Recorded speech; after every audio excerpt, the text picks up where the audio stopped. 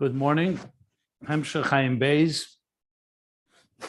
Volume 3. We are on page 1328 at the top. So to review what we learned, first he concluded with explaining the third level of sweetening of the gvuras, the sweetening of the severities, of the judgments, of the darkness, of the concealments of the animal soul, all coming from within the animal soul itself.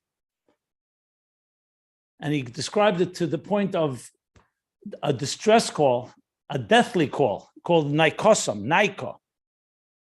And the call of the chalolim, of a deathly call, like his tzaikas cholol, tzaikas aguvan nefsham yisudei miser rachmana litzlan. So this is exclusively unique to the animal soul. The divine soul, we learned earlier, definitely feels more profoundly the distance from godliness, and it also cries out in distress. But as we learned at the top of page 1326, but it's not to the point of desperation like the animal soul. And he compared it to the naika, the cry that the Jewish people cried out under the deep oppression and affliction and the bondage and slavery in Egypt. And that in turn, by Yishma Elokim, that God hears that voice, and that reaches into the inner depths of the Shmaya Atzmi and the Helam Atzmi of Elokus, that's higher than any level of Giluyim and Eris and Giluyim. So it's only there's deep pain that can reach that level of depth in the divine. And he compared it in the parentheses. He said, that's when we say the cry of the animal soul is when it feels tortured, when it feels beat up, when it feels like it's been afflicted and been oppressed. The shibud haguf, that calls the cry from the lower waters, crying out to reach upward to the higher ones. And that magia l'mayla b'chinas atzmus ein sof, boichim is the Rosh Hashanah, is the acronym Baruch Kved Hashem mimkei ha'atzmi, that we're drawing down Havaya Hashem Shmaya Atzmi from the highest levels of the divine, the Helam Atzmi, higher than Gilim. Ma'amakim koresicha, oimek mitech oimek le'oimek. And this is Tkiyah Shefer, the primary thing of Tkiyah Shefer, the cry from the inner depths of the heart. Dafka Shefer shel ayil, a shefer from a ram, the behema referring to the cry of the animal soul. And that brings the deepest levels of Vayalakim, Primis HaKeser, Shmoy Atzi, Helama Atzmi, all the way into Atik, Primis Atik. So this is the third level of sweetening, where it's coming from within, and it's a total transformation from within, not from another force outside. And we still need to explain it, which he will do in the next page. The next paragraph, which we began learning, was now contrasting it and says, and this is its quality that it has over the second type of sweetening. Because there we also learned it transforms the Gvura. But there it's coming from the power of Chesed. Chesed, Gavoya, very high level of Chesed that's higher than Gvura altogether. It's not commensurate like the first level of sweetening is Gvura of Arich Ampin that still relates to and has a relationship to Gvura, to the structure of Ishtalshalos, like we learned earlier. That's why it can't fully transform it. This level of Chesed now is coming from a higher Chesed Dikshait of Atik that has the power to transform. But this is coming from the Giluyim of Ein Sof. This is still Gilui. Even if it's coming from the highest level of Oyer, Etzem Oyer, it's still Oyer. It's not Helam. Like I explained yesterday, it's God's power and capacity to reveal. Oyer ha'atzmi, b'chinas moker ha'eir v'agili, or al-kaponim moker le'moker. That was the last thing we discussed yesterday, which would mean the Etzem Oyer. And that's where we stopped on top of page 1328. And therefore, I'm going to continue reading. I'm on top of 1328. You can follow the text at ayinbeis.com. And therefore, since it's coming from Oyer, so when Oyer transforms darkness, even though it's completely transforming it, but it's transforming it on its own terms, on the terms of Oyer. It's not transforming the darkness from within the darkness. Therefore, and the transformation that this causes is that the darkness becomes Oir. You transformed it to Oir. I'm sorry, I should read like this. The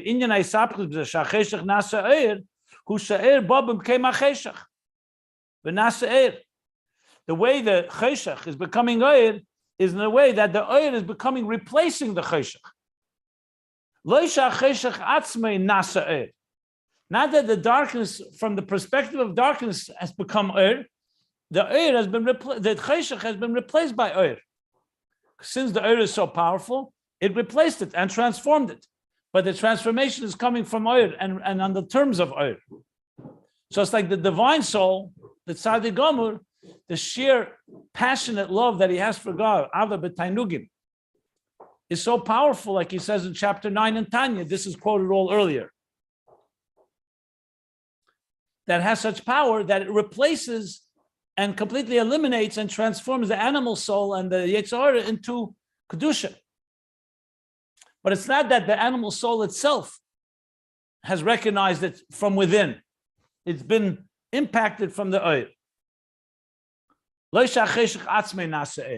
it's not coming from the distress of the animal soul, it's coming from the call of the divine soul, even the distress of the divine soul, but ultimately that is what is the power here, the power of Giluyim. As I explained at length when we learned this earlier, it would be like someone who's let's say the animal soul is there, very active, but then he has such an awesome experience, a divine, awesome, beautiful experience, that it completely transforms him. Not coming from hitting rock bottom, from the darkness, from the abyss. It's not a cry, a deathly cry. Is the Gili is so powerful that it overpowers and completely transforms the darkness. Not just dilutes it and neutralizes it like the first level, but the second level. He hasn't yet explained. He's going to go back soon, shortly, to explain. And the third level is going to be the darkness itself. But before we go there, the next piece, he's going to talk about actually how this manifests in the spheres or the midas of Gvura and Chesed. Remember this, we've talked about this both in microcosm and macrocosm. In macrocosm, it's about the darkness of existence and what's transforming. Gvura as symbolizing and personifying the concealment of the divine. So what's transforming it is the Oyer is so powerful, it transforms it. But how does it play itself out in actual Chesed and Gvura? Like, for example, when we spoke about Rosh Hashanah, sitting in the seat of judgment and going from just Midas HaChesed, Midas HaAdin to Midas HaRachamim. So he's going to explain the same applies also in the Midas, the actual emotions of Chesed and Gvura. That's the parentheses right now. So he says, V'cheinu b'Chesed u'Gvura. And the same is with Chesed and Gvura as they interact with each other. The Ima Yesha Gvura be'etzem husa nasa b'chinas Chesed, that when this gilui of the second level of sweetening, that's not that the sweet waters have neutralized or diluted or overpowered the bitter waters, but it's actually transformed them. So he says that even though the Gvura be'etzem husa's fundamental personality has now become Chesed due to the second level of sweetening, like we said, you threw in the branch, the bitter branch, and it turned the water to become sweet. Bitter water became sweet. Just like we just said that the Oyer, the light, has replaced the darkness, here too, the Chesed has replaced the Gvura.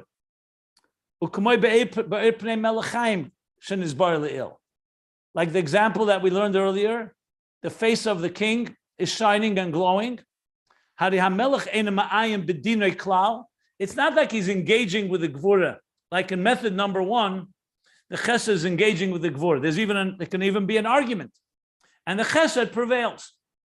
The defense attorney, the defense wins over the prosecution.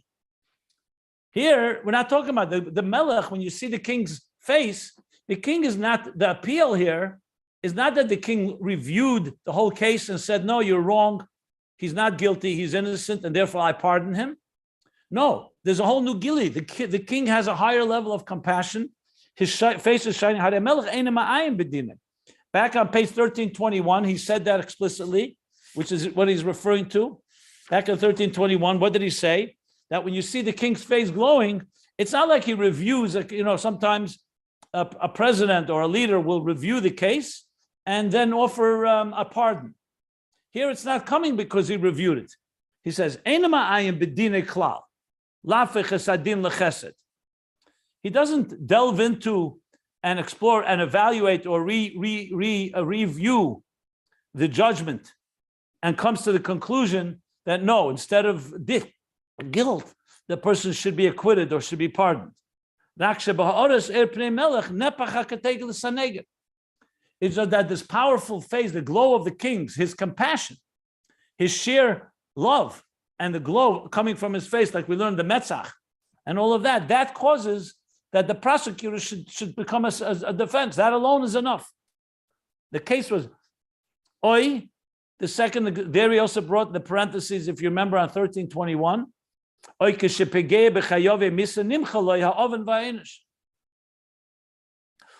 when the king meets, when the person who's been rendered guilty, the person is guilty, and he's on death row, the king forgives his punishment, forgives his sin and the punishment. You remember on page 1321 again in the parentheses, he said, he forgives them. So here he's distinguishing two different ways it can happen. Either the glow of the face of the king appears and even the prosecutor turns into a defense, or the king meets the person who is guilty and he pardons him simply because he wants to pardon him. So all this is not engaging. It's not a battle between Chesed and Gvura and Chesed wins. Like in the first method, this is the second method. It's transforming it, but it's transforming it. Raksha Chesed, Shazer Raksha Chesed, Bobim Kema Gvura, Vanasa Gvura Chesed. So it's not that it persuaded and convinced the Gvura. It's just that the Chesed has replaced the whole stuff. It's like overriding the whole situation. Here, a person was standing in judgment. He was in a court case, a tribunal, and they found him guilty or they found him innocent, whatever it is. But there's a court case, there's a procedure. When the king comes with his glowing face, he's overriding and he's bypassing the whole legal process. And just his pure, the gili of his chesed, of his love, just replaces and overrides and completely transforms the gvura. It's a very different type of experience. So based on this, so the first way is there's a court case, and there's arguments like this and arguments like that, and Chesed sweetens the Gvura because it prevails. Better case is made, better evidence. Like he said, more sweet water than bitter water. So the water is our sweet, and then the person is innocent, is acquitted. The second eifin is that the Chesed is so powerful, the glow of the king's face, that it just overrides the whole legal system altogether. It doesn't even have to review the case. The king is in a mood, is in a state of compassion, which is very often what we try to invoke on Rosh Hashanah Yom Kippur. We just say, we're your children. We're not even interested in bringing a case to defend ourselves. We're your children. Just have Rahmanas, compassion, and forgive us. That is the second eifin, that it sweetens it, completely transforms it. But it's not coming from the darkness, it's coming from the light. It's the light of the king's face. Or like he said, the etzema or the oir, that is so powerful, the giluyim that are transforming the darkness. So it's the oir b'mkeima cheshech, but not that the cheshech itself, which is going to be the third. So these are so far the two methods. Let me continue, then I'm going to stop for questions. We finish the parentheses, and when this darkness becomes light, it's not the darkness as its darkness has become light. What becomes light is that light and gili is dominant here. Canal, as we discussed earlier. Now he's going to describe. In contrast, now comes the third method, the third eifin way of sweetening the gvura. But the third method, where you actually sweetening the gvura on their own, not through chesed, not through the glowing face of the king, and not through a powerful gili of chesed, of atik, or kshet, and so on.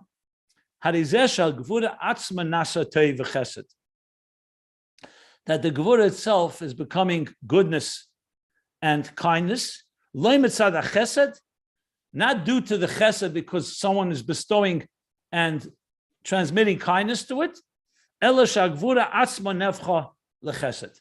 The Gevura itself has been transformed to Chesed. And the same thing with Chen b'cheshech v'er. And the same thing with darkness and light. The darkness itself has been transformed to light. This is not at all a level of Eir. The Cheshech has its own unique power, its own track, that it's revealing the divine through its own power. It's not the power of Gili, it's the power of Cheshech that has been transformed now to this higher connection.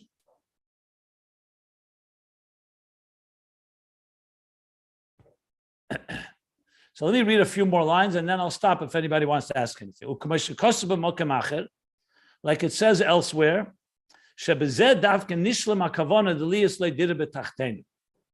like it explained elsewhere, that dafke, this third way, we fulfill the ultimate purpose, the kavanah, that God wanted to have a dira betachtenim, a home in the lowest of worlds.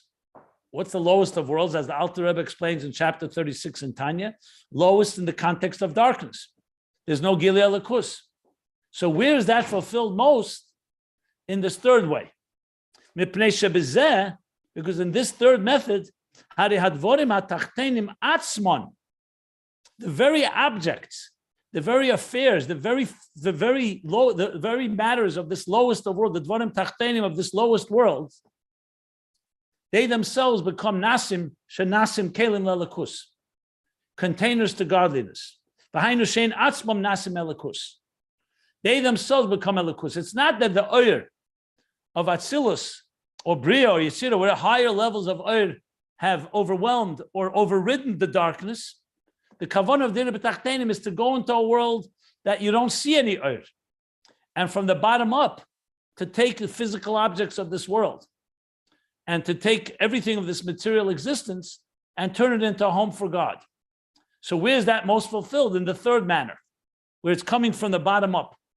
Not through a gilim al-maila of chesed, not that the king's face is shining or he's showing us grace and compassion and kindness, and coming from the tachtenim, from within the tachtenim themselves. And just as this is, so he's been speaking about two things. One is, where is it coming from? Is it coming from oyer or is it coming from cheshech? Is it coming from chesed or is it coming from gvura? This also impacts the second point he's making, that now when the oyer, what kind of oyer is it? So before, the cheshech is just being replaced by oyer. So oyer is the dominant oyer. And here he says, this oyer, that the darkness itself is becoming oyer, is not the oyer of Giluyim. The oyer is the level of helama atzmi mamish, the very core concealment, which fundamentally defies any form of Gilui. That is what is now the cheshech is revealing. That's higher even than not just of the source of Erve Gili, like he said at the bottom of last page, but even the source of the source, even the very concept that God wants to reveal himself. Now we're not talking about the kav of revelation. We're talking about you revealing the etzem of helama atzmi. That is what's being revealed, which is a paradox, obviously, because helama atzmi is fundamentally concealed. Yet the only place it gets revealed is in the cry, the deathly cry of distress of the animal soul of the darkness itself. So ironically, that reveals something that oyer cannot reveal.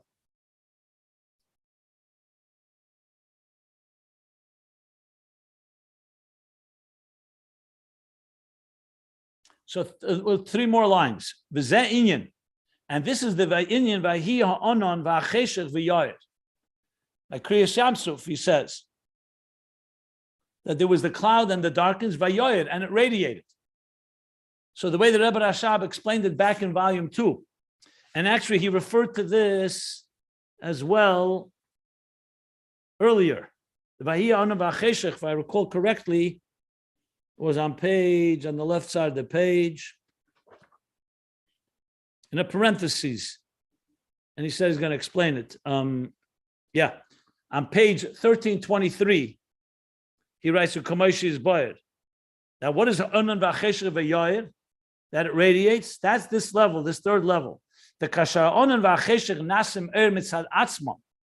When the cloud and the darkness become oir on their own, not due to a powerful light.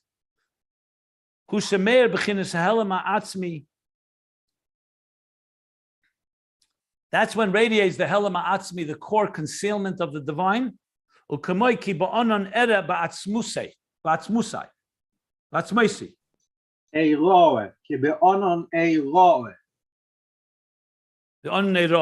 what he said on the previous page, he brought the onan eira, that in the cloud I will be revealed. I will reveal myself. Batzmusi muhusi. Batzmusi my etzem. So you're seeing the etzem of the divine in the cloud, in the darkness itself. Okay. Now he's going to continue and he's going to explain this in the context now, going back to the sweetening of the waters, because remember, there were different opinions how the waters were sweetened in Mei Morah. But I'm going to stop here if anybody wants to ask anything.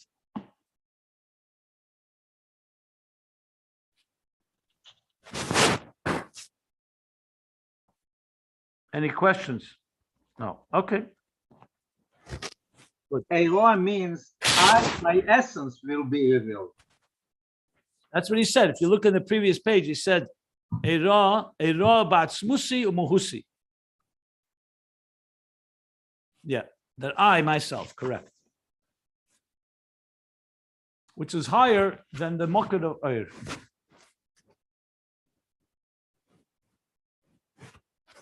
So now he's going to go back and say, if you remember on page 1315, when he began the whole topic of the sweetening of the waters, he brought two different opinions. Well, there's several opinions, but he brought what was the wood, the branch, the eitz that was thrust into the water. What was the branch made of? So the Zohar says it's eitz achayim.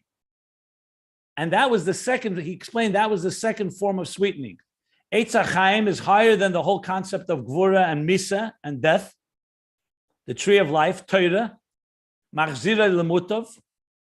Torah has the power to transform the negative into the positive, the Gvura, the bitter, into the sweet. But then he brought another opinion. Well, earlier he brought an opinion that's not the Eitz HaChaim, that it was bitter, it was a bitter branch. And he brought several opinions. Olive, willow, and atfuni, I think we said was a type of bitter beet. And he also brought the story of Elisha, that he sweetened the water with salt. The Eitz HaChaim, he explained, was the second ephim. He's now going to say that this is V'zeu she'amru b'medrash Rabbah. And he's quoting back from page 1315. So we're talking now 13 pages back. And this is what it says in Medrash Rabbah. On the Pasuk, al Mashakosu vayireu Hashem eitz, that God showed him a branch, a tree.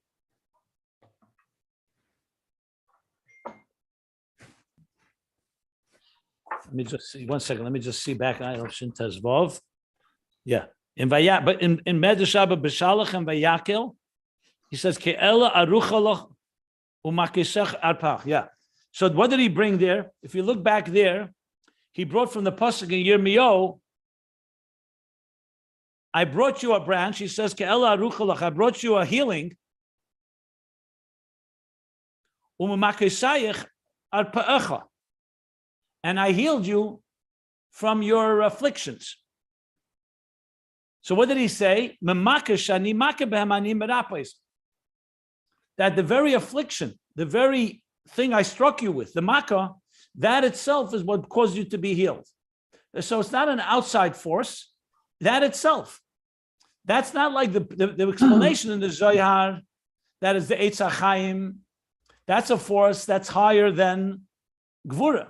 Like the second level of sweetening, the Chesed is so powerful, the Eitz HaChaim, the tree of life, that it transforms darkness to light, bitter to sweet. Now he's saying the Medrash said, Hey Dalet is Hodik Siv. Ki ella aruchalach umakisayach harpa'acha. Mamakashani mako esach. From the afflictions that I struck you with, mehem ani merapes. From them alone, the makkah itself has become the cause of your healing. That's a total transformation from within the makkah. Is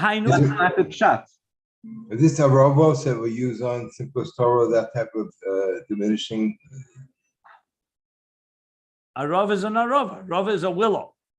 Is it connected to that? Maybe. It doesn't say that. V'hainu shagvura mitzad atzma nepcha liyes b'bchinas chesed v'teiv. That the gvura alone, it's not another power from outside like chesed or eitz chaim. But this is that the gvura itself has been transformed to be chesed v'teiv. So essentially, he's explaining that the Zohar explains the sweetening of the gvura like the second method of sweetening, which is coming from chesed, and the Medrash is explaining it like the third level of sweetening that's coming from within the gvura itself. V'tzei ulmad, and go and learn this. Memei mora, we learn this. Where do we see that the makkah itself, that the affliction itself, that the illness itself becomes the healing? Go learn this. That's what the Medrash says from the bitter waters. Shaheda l'Moshe dover mad, that he indicated and showed Moshe something that was bitter. V'hishlich al hamayim v'nimtuk hamayim, and he thrust it into the water, and the waters were sweetened by what? By something bitter. The tree of life is not bitter. The tree of life is higher than bitter and higher. It's a higher level of chesed, like we learned earlier. The Hevi Sham Kamadeus, and the Medrash brings different opinions. What kind of branch was it? So he says, the Eitz Kamadeus be'etz zeh. Several opinions. What kind of tree was this? What kind of branch? Shel Zayis Haya. One opinion is that was from an olive branch. V'yesh emrim arava, and there's an opinion that it was a willow branch. V'yesh emrim haratfuni. Radufni, he says here. The vav first.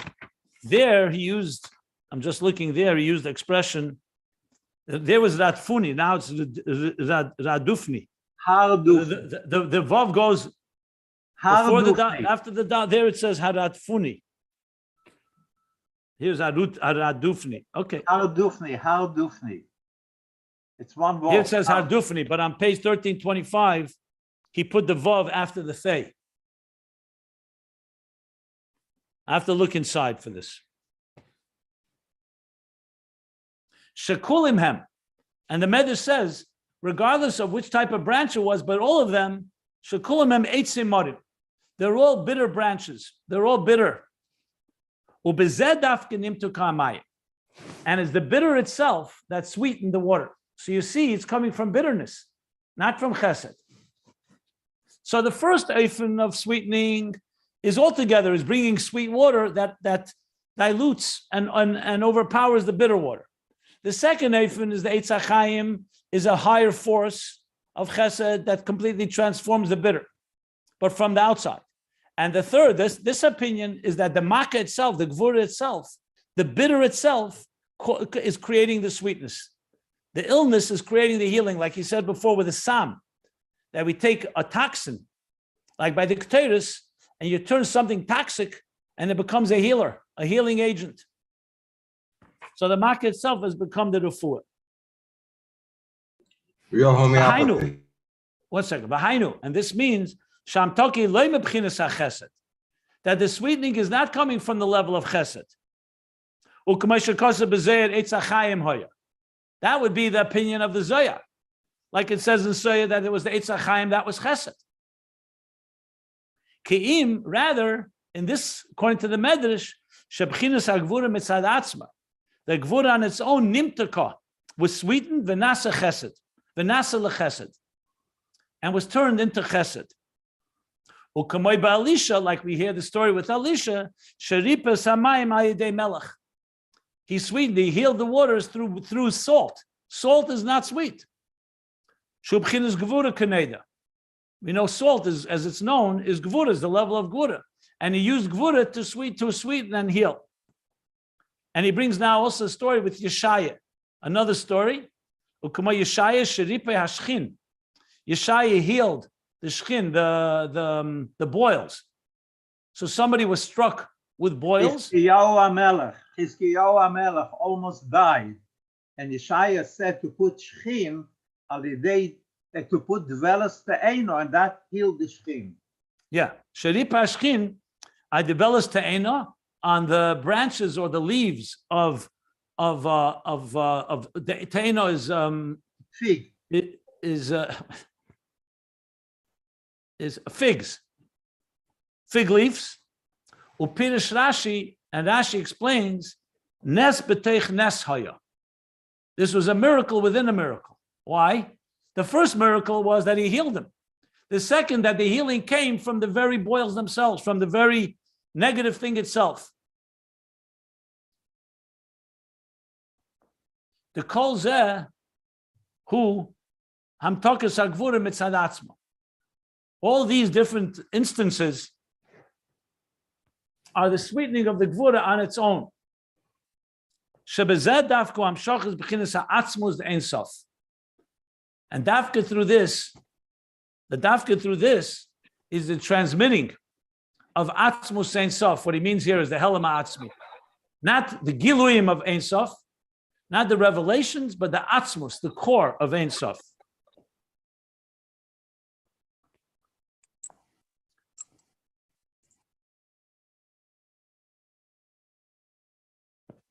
I'm going to finish with the parentheses, but since someone may have questions, I'll stop here before the parentheses. Parentheses is going to go back to the story with Moshe speaking or striking the stone, how that fits into this discussion. If you remember, he spoke about that a lot earlier as well on page, we'll get to that. Any questions? But he still didn't explain. I think Dvelat Te'ena is dried fig. Dibla stand dried fig? That's what I think, yes. Okay. The question is, how is a fig, why is a fig like the machla itself? The fig is curing the machla, and it should not. No, I know that, but where do you see that it's coming from the like by Elisha, it's clear he's using salt, gvura, to heal, to sweeten. The same thing in the sweetening of the water with bitter wood, with the bitter branches. Where's maybe te'ena is gvura? That's probably what it is. Te'ena must be the level. The fig, the dried, maybe dried. That is the fig. But we have to look also on Rashi, nes b'teich nes, because it's clearly he didn't just heal him. It's clearly he healed him through using something that was like gvura itself. That's what it looks like. I understand that shchin is open boils, and when you're putting dvelos te'eno, which is moisture, and you're putting it in open boils, it's creating walls. And here, this is what healed the open boils. Okay, yeah, that's possible. That's possible. But he's still I'm not. sure if you look at the pasuk, it'll say very clearly. With Rashi, it'll probably be clear when you want to look at there. Okay. Chesed was almost dead then. It was a big miracle. But he's still not explaining how is Gvura doing it, right? He's giving the facts that the Gvura... I don't know. He explained it, in my opinion, he explained it very clearly. The distress call, when it hits rock bottom, the darkness of the Nefesh Abamis, of that darkest place, is in Aveda. You're talking about in Aveda. He explained that it's coming from a very dark pain of like a deathly cry that in turn creates like Rabbi Elazar ben Dodaya. You hit rock bottom. I'm sure there's going to be more discussion on it, but so far that's what he said.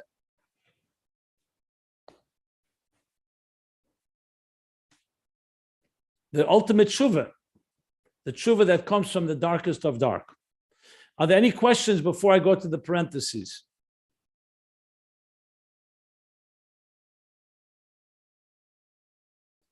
Okay, so now he's going to take us back. If you remember, another example he used for this transformation was the Hatsur Nepach Lemayim. Ha'hefchi Hatsur Agam Mayim. So like we say, so he said this, I'm looking on page 1318 and 1319. So if you recall, he spoke, Ha'hefchi Hatsur Agam Mayim. Tsur, the stone, is Gvura, and it was transformed to water. So Gvura was transformed to Chesed. So he said the following. He said like this. That was the second form of transformation. So he said, okay, 1 second. So there, it came, he said that Mashagvur be'etzem nepech lechesed came from a gilim mulmaila, like it says milufnei oden chele haaretz, chule haaretz. So it came from a fnei oden. So he brought on page 1319. This came from a power outside of the stone, the level of chesodim that ultimately caused the stone to be turned to water.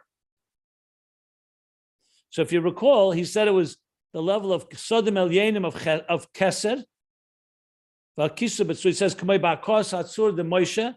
Moshe struck the stone, or he spoke to it, Shana of Perek Aleph, okay. So we see that either he had to speak to hit the stone, strike the stone, or speak to it. That means it's a force coming from outside of the stone. So now he's going to return to that discussion, and he's going to explain the difference between speaking to the stone and hitting the stone. That's the parentheses. He says, I'm reading now back on page 1328, but this is a continuation of, as I said, page 1319, where he began this discussion. So here's what he says. It says like this. According to this, we can say, the Mashakosavi Kisa Batsur, that you shall strike the stone. That's the level of sweetening the gvura on its own. And when it says that you shall speak to the stone, Shana of Perek Aleph, who am tokashai dea chesed. That refers to when you speak, Shana of Perek Aleph, meaning he repeats what he said the first time, but this time to speak. That's the sweetening that comes through Chesed. Because speaking, you're not striking the stone, that the stone itself should give. It's the speaking that does the effect. That's what it sounds like he's saying. But let's read on. Ubiyalkut Isa, or Biyalkut Omar. In Yalkut is a medrash, Yalkut Shmeni probably. Kivin shehigdel b'dibur hu miyasrei.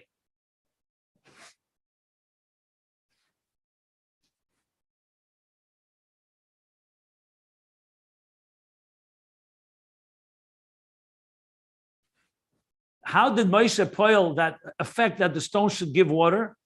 It was like saying rebuke. That higda b'dibur, when Moshe began to speak and he spoke like loudly and very authoritatively, it was like when you rebuke someone. So the muvur b'mokamachar the mashakosabit debartem shino. That when he spoke to it, then shino he repeated. It's a iyin hu inyan musar avicha. That's like the musar avicha, the rebuke of a father, which is like rebuke, bechin is like reprimanding someone, bechin is gvura the atik hamalubish b'meiches tema. So it's gvura of atik, that is hamalubish, which is manifest within meiches tema. So here he's saying, what the Rebbe Rashab is saying, that initially he explains hitting the stone is the third level. It's transforming the gvura into chesed. Speaking to the stone is more chesed. But based on the Yalkut, that speaking was also gvura, because he spoke harshly, he spoke authoritatively. So based on that, imken hadezegam kim b'chinas makara gvura. So according to the Yalkut, his speaking also came from a level of gvura, shenepach lechesed, that turned the stone into water. The kol zeh loy kamoishin is bar le'il. But this is not like we discussed earlier. Earlier we discussed that this is coming from a force that's outside. Chesed is causing the transformation. What he's saying now, he says, is not like we discussed earlier. So he's bringing basically two different ways of understanding this. One is that the hitting of the stone is transforming it, and the speaking is chesed, and that's what it says elsewhere, that it was speaking harshly, like coming from Gvura. He says, Kol zeh loy kamoishin is bar le'il. This is not the way we discussed it earlier, especially on page 1319. There he clearly said it came from chesed. But there he actually said both the striking of the stone and the speaking both were chesed. Here he's making this distinction that the striking is gvura and the speaking is chesed, and the yalkut is a different explanation that is not according to what he's explaining here. Then he adds one more thing. V'ayin mashin is bar le'il, and delve and look into what we discussed earlier. The gvura da'atik be'etzem hu shalamayim b'chinas birurim.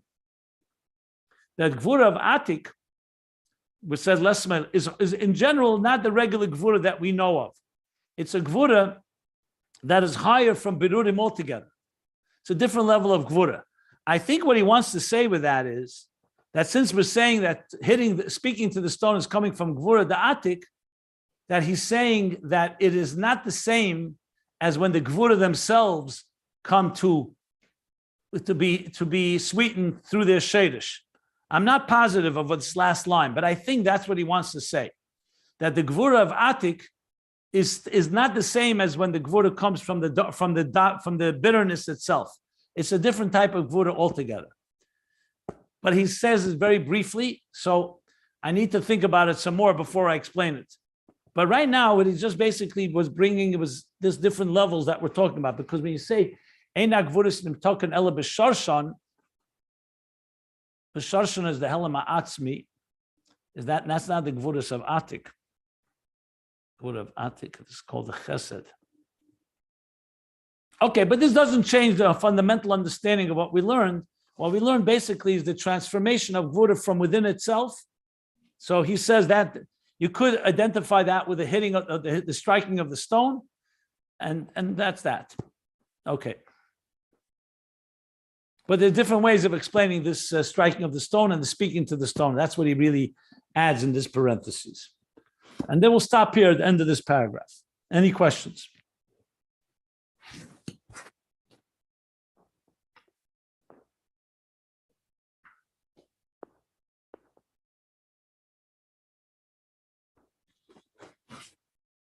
All clear?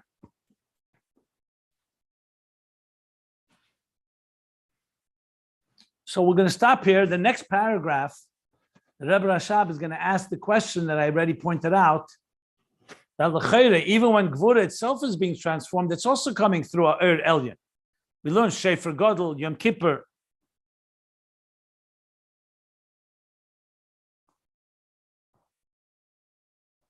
So he's going to explain that in the next paragraph. So that we're going to stop here at the end of the paragraph on page 1328.